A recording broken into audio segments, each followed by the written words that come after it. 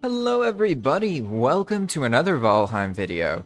Today I'm going to show you how it's now possible using vanilla scripting to get rid of the ground is shaking raid in Valheim, whether you're playing on a single player experience or on a server with a very simple script that you don't need any kind of programming experience to muster. Do you ever find yourself working on a grand masterpiece, only for these dastardly blue ones to show up with their big anti-building sticks and teach you that you are not as happy as you thought you were? Well, what if you could just remove this part of the game and keep the rest of the rating system completely intact? What if you weren't limited to just the world modifiers? Well, welcome to the new era of vanilla scripting. And it's all done with EWP, Expand World Prefabs. It's a mod that opens up the vanilla game to you and allows you to make vanilla things happen when vanilla stuff happens. It's crazy. Watch this. We've pulled up our Expand Prefabs YAML. Well, this is going to remove the ground is shaking raid. Alright, that's the name of the troll raid, and it's quite simple. We're going to go type event, and it's going to happen when the Forest Trolls event occurs. And then what's going to happen? First, 100 milliseconds is this one, and it stops the event. Okay? 200 milliseconds after this, the ground is shaking ended will show up. Whoa, because we do that. Oh, there we go. This is important. Don't forget that part. I've forgotten that part a lot. It's what makes the server say something.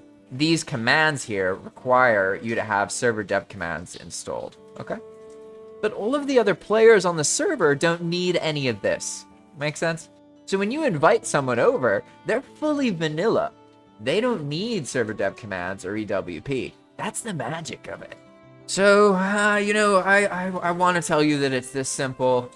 But, as with everything in life, it's got to be a lot more complicated. And this really is the beginning because, actually, no, that's it. That's the entire script. So we're just going to save this, and then we're going to go into the console here, and we can see that it says EWP reloading prefab rules. Boom, look at that. All right, so now if we cast the event on ourselves, what happens? Oh, what happened? Where'd the event go? Where's the trolls? Oh, maybe it misfired. Let's do it again. Oh, okay. There's some shaking, and where'd the shaking go?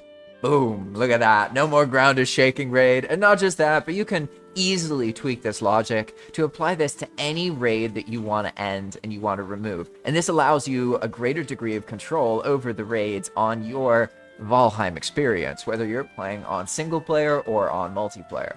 All you need to do is set up Expand World Prefabs and also server Devcommands. These will only need to be done by the host. Make sense? So if you just play with your friends locally, you as the host can put it on your computer, invite them to your Valheim world, and they don't need any of this nonsense. That's what's so cool about it.